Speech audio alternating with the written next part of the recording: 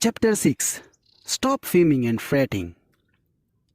Many people make life unnecessarily difficult for themselves by dissipating power and energy through fuming and fretting.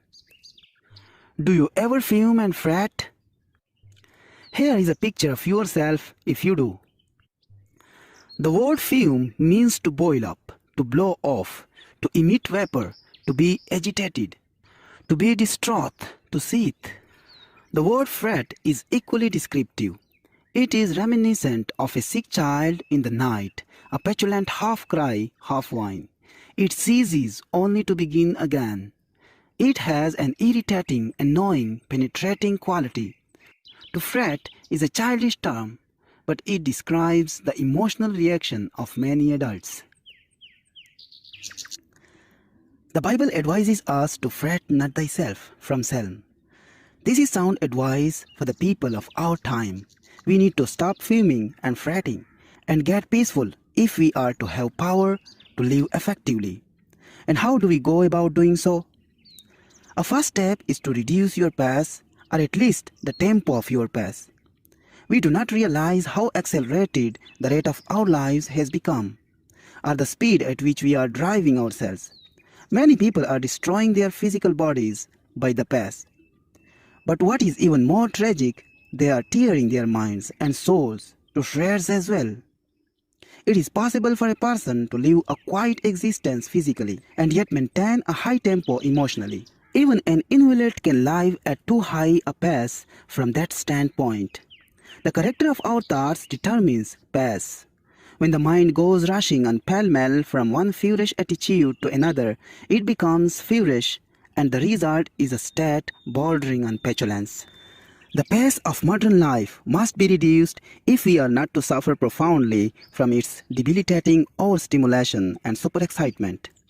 This overstimulation produces toxic poisons in the body and creates emotional illness. It produces fatigue and a sense of frustration, so that we fume and fret about everything from our personal troubles to the state of the nation and the world. If the effect of this emotional disquiet is so pronounced physically, what must its effect be on that deep inner essence of the personality known as the soul?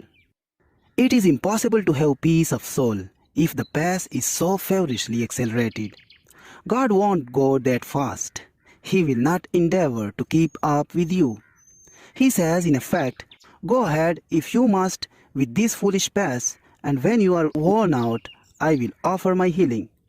But I can make your life so rich if you will slow down now and live and move and have your being in me. God moves imperturbably, slowly, and with perfect organization. The only wise rate at which to live is God's rate. God gets things done, and they are done right, and He does them without hurry. He neither fumes nor frets. He is peaceful and therefore efficient. This same peace is offered to us. Peace I have with you. My peace I give unto you. From John. In a sense, this is a pathetic generation, especially in the great cities because of the effect of nervous tension, synthetic excitement, and noise. But the malady extends into the country districts also. Of the airwaves transmit tension. I was assumed by an old lady who, in talking about this matter, said, "Life is so daily."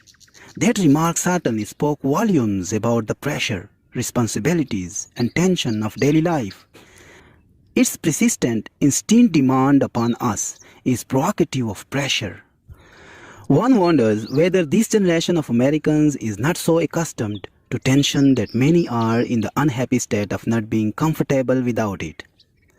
The deep quietness of woods and valleys, so well known to our forefathers, is an unaccustomed state to them. The tempo of their lives is such that, in many instances, they have an incapacity to draw upon the sources of peace and quietness which the physical world offers. One summer afternoon, my wife and I went for a long walk in the woods. We were stopping at the beautiful Lake Mohonk Mountain House, which is set in one of the finest natural parks in America. 7,500 acres of virgin mountainside, in the middle of which is a lake lying like a gem in the forest. The word Mohang means lake in the sky. Aeons ago, some giant upheaval of the earth cast up these sheer cliffs. You came out of the deep woods unto some noble promontory and rest your eyes on great valleys set among hills, rock-ribbed and ancient as the sun. These woods, mountains and valleys constitute what ought to be a sure retreat from every confusion of this world. On this afternoon as we walked, there was a mixture of summer showers and sunlit hours. We were drenched and started to fret about it a bit, because it took the press out of our clothes. Then we told each other that it doesn't hurt a human being to get drenched with clean rainwater, that the rain feels cool and fresh on one's face, and that you can always sit in the sun and dry yourself out. We walked under the trees and talked and then fell silent. We were listening deeply to the quietness. In a strict sense, the woods are never still. There is a tremendous activity always in process. But nature makes no strident noises regardless of the vastness of its operation. Nature sounds are quite harmonious. On this beautiful afternoon, nature was laying its hand of healing quietness upon us, and we could actually feel the tension being drawn off. Just as we were falling under this spell, the faint sound of what passes for music came to us. It was nervous, high-strung music of the jitterbug variety. Presently through the woods came 3 young people, 2 young women and a young man, and the latter was lugging a portable radio. They were 3 young city people out for a walk in the woods and tragically enough were bringing their noise along with them. They were noisy young folk too, for they stopped and we had a pleasant talk with them. It occurred to me to ask them to turn that thing off and listen to the music of the woods, but I didn't feel it was my business to instruct them. And finally they went on their way. We commented on the loss they were incurring, that they could pass through this peacefulness and not give ear to the music that is as old as the world, harmony and melody, the like of which man has never equaled. The song of the wind through the trees, the sweet notes of birds singing their hearts out, the whole background of the music of the spheres. This is still to be found in America, in our woods and great plains, in our valleys, in our mountain majesties, and where the ocean foams on soft shores of sand. We should avail ourselves of its healing. Remember the words of Jesus, "Come ye yourselves apart into a desert place, and rest a while," from Mark. Even as I write these words and give you this good advice, I recall instances where it has been necessary to remind myself to practice the same truth, which emphasizes that we must everlastingly discipline ourselves to quietness if we expect its benefits in our lives. One autumn day, Mrs. Peake and I took a trip into Massachusetts to see our son John at Deerfield Academy. We told him we would arrive at 11 a.m. and we pride ourselves on the good old American custom of promptness. Therefore, being a bit behind schedule, we were driving at breakneck speed through the autumnal landscape. My wife said, "Norman, did you see that radiant hillside?" "What hillside?" I asked. "It just went by on the other side," she explained. "Look at that beautiful tree." "What tree?" I was already a mile past it. "This is one of the most glorious days I have ever seen," my wife said. "How could you possibly imagine such amazing colors as these New England hillside in October?" "In fact," she said, "it makes me happy inside." That remark of hers so impressed me that I stopped the car and went back a quarter of a mile to a lake backed by towering hills, dressed in autumn colors. We sat and looked and meditated. God, with his genius and skill, had painted that scene in the varied colors which he alone can mix. In the still waters of the lake lay a reflected vision of his glory, for the hillside was unforgettably pictured in that mirror-like pond. For quite a while we sat without a word, until finally My wife broke the silence by the only appropriate statement that one could make. He led me beside the still waters from Selm. We arrived at Deerfield at 11, but we were not tired. In fact, we were deeply refreshed. To help reduce this tension, which seems to dominate our people everywhere, you can start by reducing your own pace. To do that, you will need to slow down, quiet down. Do not fume, do not fret. Practice the peace of God which passeth all understanding. Then note the quiet power sense that wells up within you. A friend of mine who was compelled to take an enforced rest as a result of pressure wrote me, "Many lessons have been learned during this enforced retreat. Now I know better than before that in the quiet we become aware of His presence. Life can get muddled, but muddied water, says Lautis, let stand will become clear." A physician gave some rather whimsical advice to a patient, an aggressive go-getter type of businessman. Excitedly, he told the doctor what an enormous amount of work he had to do and that he had to get it done right away quicker else. "I take my briefcase home every night and it's packed with work," he said with nervous inflection. "Why do you take work home with you at night?" the doctor asked quietly. "I have to get it done," he fumed. "Cannot someone else do it or help you with it?" asked the doctor. "No," the man snapped. "I am the only one who can do it. It must be done just right, and I alone can do it as it must be done, and it has to be done quickly. Everything depends upon me." "If I write you a prescription, will you follow it?" asked the doctor.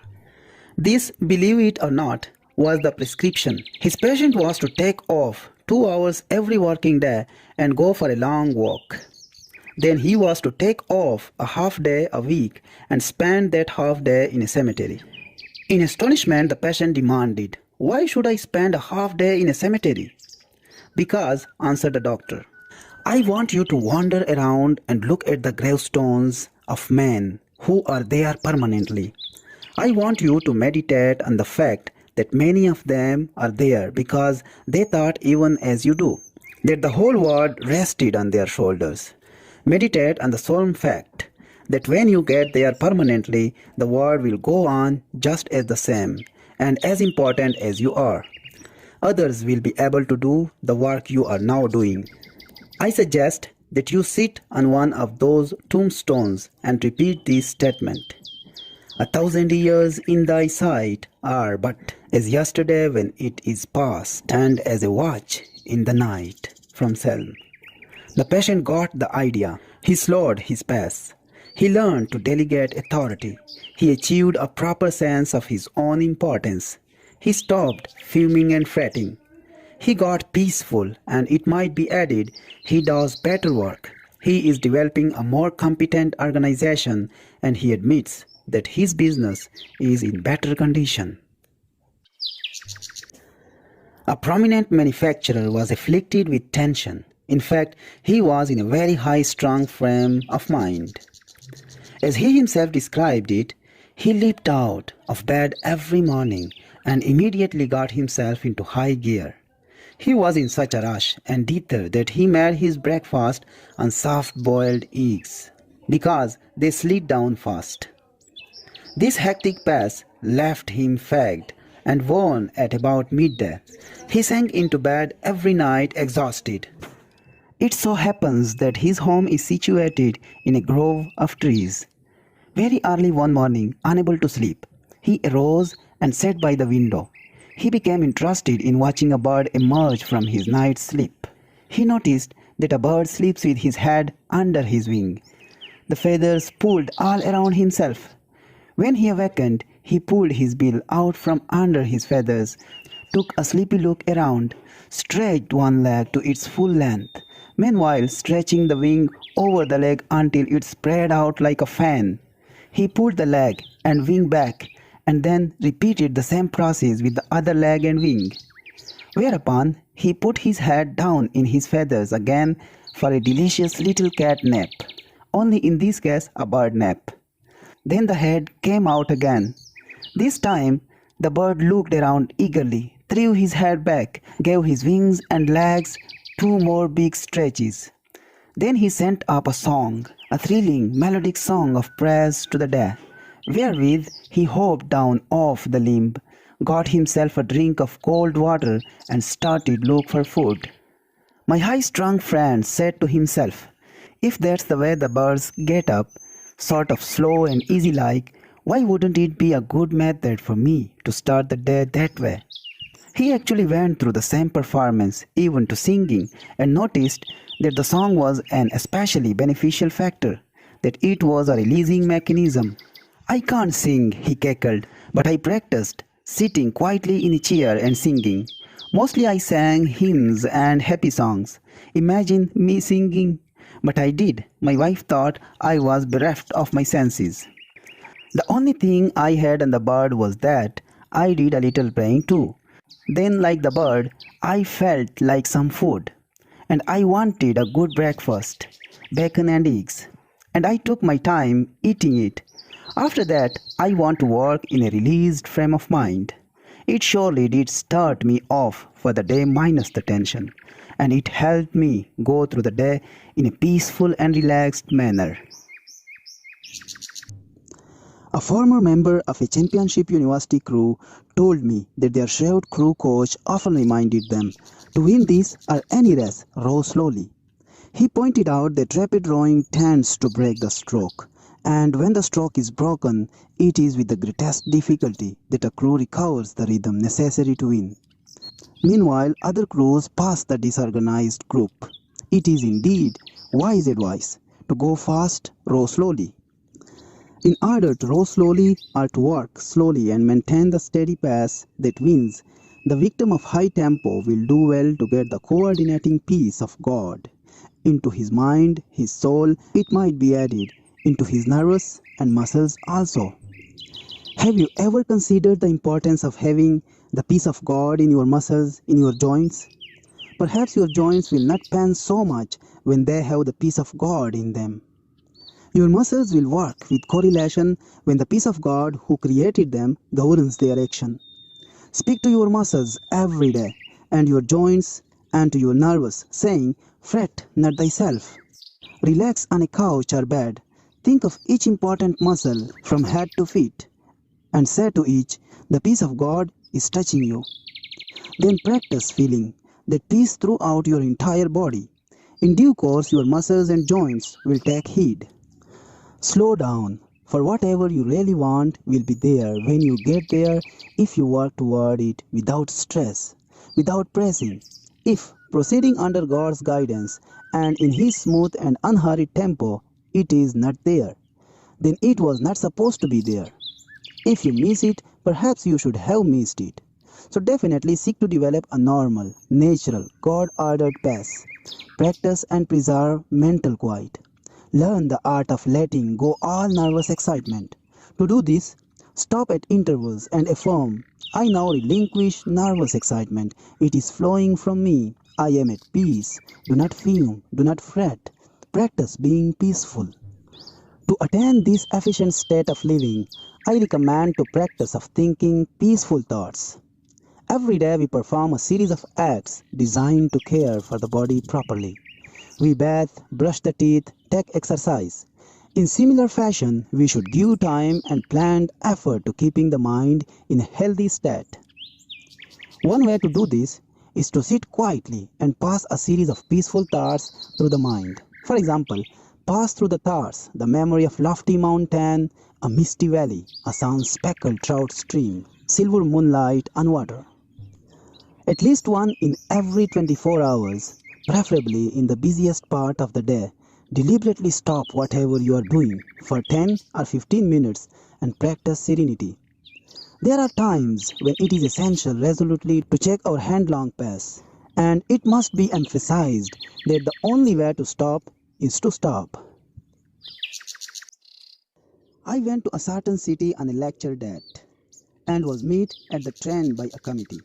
I rushed to a bookstore where I had an autographing party, and then to another bookstore where another autographing party was held. Then they rushed me to a luncheon. After rushing through a luncheon, I was rushed to a meeting. After the meeting, I was rushed back to the hotel where I changed my clothes and was rushed to a reception where I met several hundred people and drank 3 glasses of fruit punch. Then I was rushed back to the hotel and told I had 20 minutes to dress for dinner. When I was getting dressed, the telephone rang and somebody said, "Hurry, hurry, we must rush down to dinner." Excitedly, I chattered, "I will rush right down." I rushed from the room and was so excited that I could scarcely get the key into the lock. Hastily, I felt myself to be sure that I was completely dressed and rushed toward the elevator. All of a sudden, I stopped. I was out of breath. I asked myself, what is this all about? What is the meaning of this ceaseless rush? This is ridiculous. Then I declared independence and said, I do not care if I go to dinner. I do not care whether I make a talk. I do not have to go to this dinner, and I do not have to make a speech. So deliberately and slowly, I walked back to my room and took my time about unlocking the door. I telephoned the man downstairs and said, if you want to eat, go ahead. If you want to save a place for me, I will be down after a while. But I am not going to rush anymore. So I removed my coat, sat down, took off my shoes, put my feet up on the table, and just sat. Then I opened the Bible and very slowly read aloud the 121st Psalm. I will lift up mine eyes unto the hills, from whence cometh my help. I closed the book and had a little talk with myself, saying, come on now, start living a slower and more relaxed life. And then I affirmed, God is here and His peace is touching me. I do not need anything to eat, I reasoned. I eat too much anyway. Besides, the dinner will probably not be very good, and if I am quiet now, I will give a better speech at 8 o'clock. So I sat there resting and praying for 15 minutes. I shall never forget the sense of peace and personal mastery I had. When I walked out of that room, I had the glorious feeling of having overcome something, of having taken control of myself emotionally. And when I reached the dining room, the others had just finished the first course. All I missed was the soup, which by general consent was no great loss. This incident was an amazing experience of the healing presence of God. I gained these values by simply stopping, by quietly reading the Bible, by sincerely praying, and by thinking some peaceful thoughts for a few minutes. Physicians generally seem to feel that much physical trouble could be avoided or overcome by practicing the philosophy and methodology of not fuming or fretting. A prominent citizen of New York told me that his doctor suggested that he come to our clinic at the church because, said his physician, you need to develop a calm philosophy of living. Your power resources are played out. My doctor says I am pushing myself to the limit. He tells me I am too tense, too high-strung, that I fume and fret too much, and he concluded, my doctor declares, the only sure cure is for to develop what he calls a calm philosophy of living.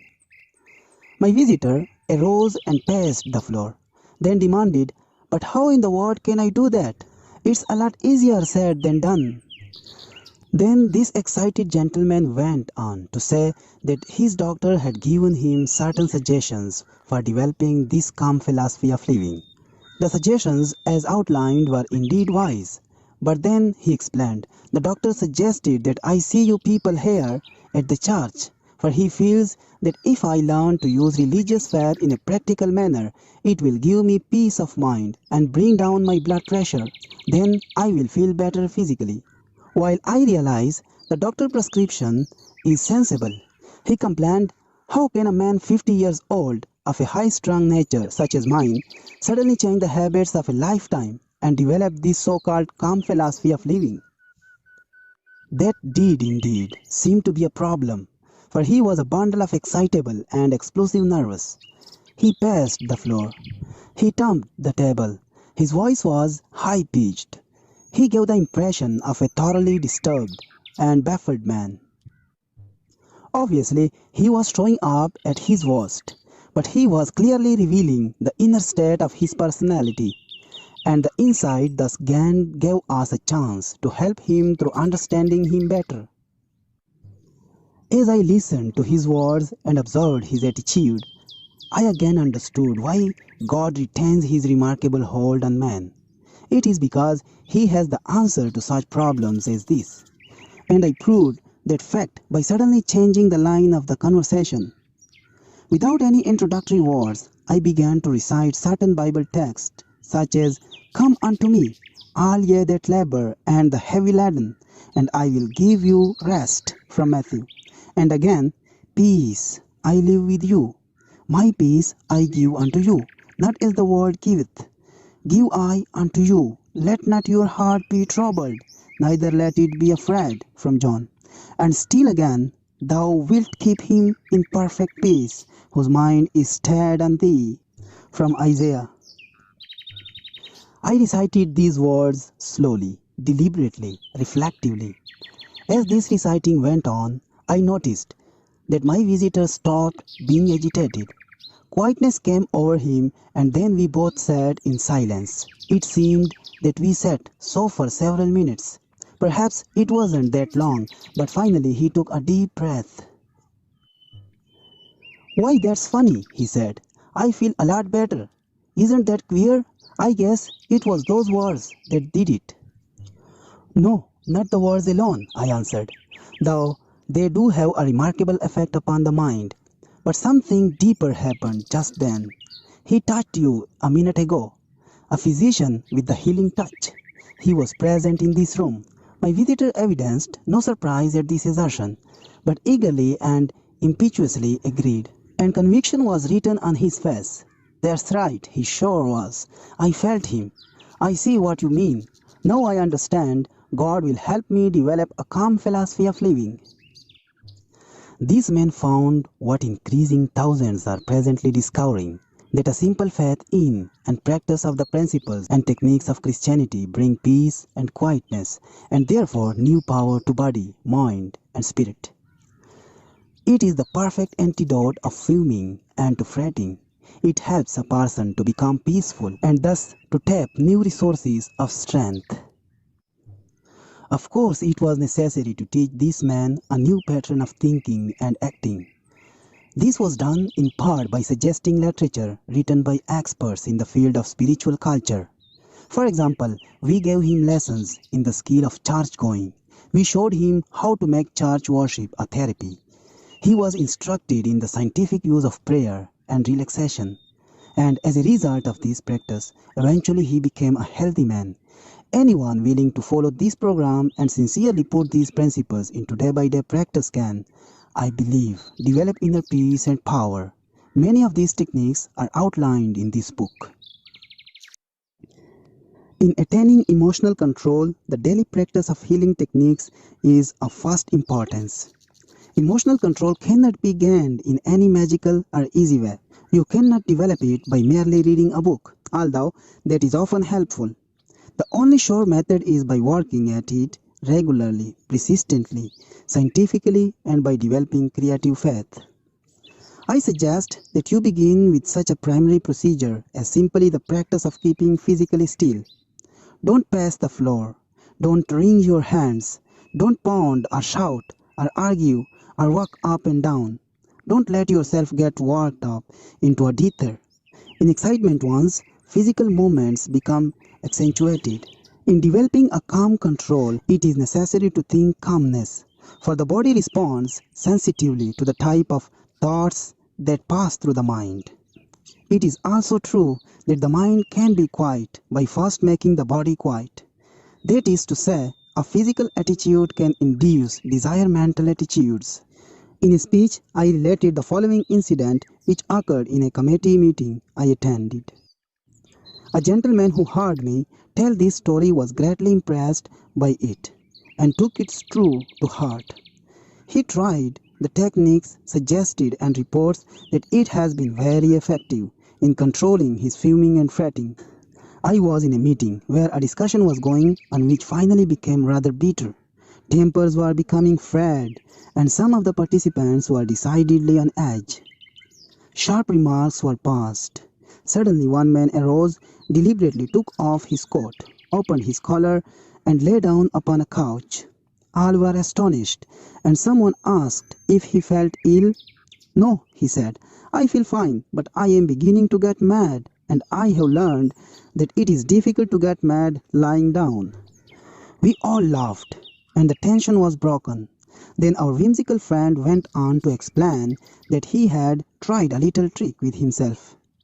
He had a quick temper, and when he felt himself getting mad, he found that he was clenching his fist and raising his voice. So he deliberately extended his fingers, not allowing them to form into a fist. In proportion to the rising of this tension or anger, he depressed his voice and talked in exaggerated low tones. "You cannot carry on an argument in a whisper," he said with a grin. This principle can be effective in controlling emotional excitements, fretting, and tension, as many have discovered by experimentation. A beginning step, therefore, in achieving calmness is to discipline your physical reactions. You will be surprised at how quickly this can reduce the heat of your emotions. And when emotional heat is driven off, fuming and fretting subside. You will be amazed at the energy and power you will save. You will be much less tired. It is, moreover, a good procedure to practice being phlegmatic, or apathetic, or even indifferent. To a certain extent, even practice being sluggish. People thus constituted are less likely to emotional breaks.